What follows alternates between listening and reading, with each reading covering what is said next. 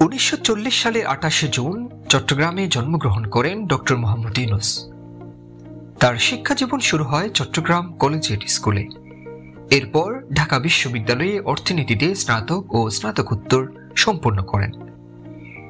1965 সালে তিনি Fulbright scholarship পেয়ে যুক্তরাষ্ট্রের ভ্যান্ডারবিল্ট ইউনিভার্সিটিতে যান এবং সেখান থেকে অর্থনীতিতে পিএইচডি ডিগ্রি অর্জন করেন। স্বাধীনতা পরবর্তী সময়ে তিনি চট্টগ্রাম বিশ্ববিদ্যালয়ে অর্থনীতির অধ্যাপক হিসেবে যোগ দেন।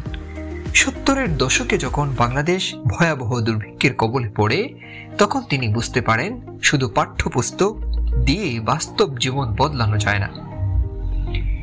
একবার তিনি জুবরা গ্রামের কিছু নারীর সাথে কথা বলেন, যারা মাত্র 8 থেকে 10 টাকার অভাবে ঋণখোর মহাজনদের কাছে জিম্মি ছিল। তিনি নিজে তাদের জন্য 85 টাকা দেন। এখান থেকেই শুরু হয় ক্ষুদ্র ঋণ বা মাইক্রো ক্রেডিট ধারণা। 1983 সালে সরকারিভাবে প্রতিষ্ঠা পায় গ্রামীণ ব্যাংক। এই ব্যাংক দরিদ্র জামানতহীন মানুষদের, বিশেষ করে নারীদের ছোট ঋণ দেয়, যার মাধ্যমে তারা ছোটখাটো ব্যবসা শুরু করতে পারে।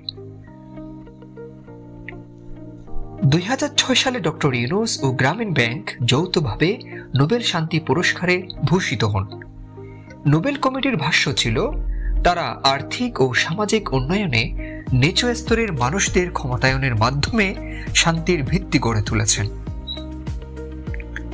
ডক্টর ইউনূস শুধু ক্ষুদ্র ঋণেই থেমে থাকেননি, তিনি প্রতিষ্ঠা করেছেন বহু সামাজিক ব্যবসা প্রতিষ্ঠান, যেমন গ্রামীণ ফোন, বর্তমানে বাংলাদেশে সবচেয়ে বড় মোবাইল অপারেটর; গ্রামীণ শক্তি, পল্লী বিদ্যুৎ ও সৌরশক্তি; সোশ্যাল বিজনেস মডেল, যেখানে ব্যবসার লক্ষ্য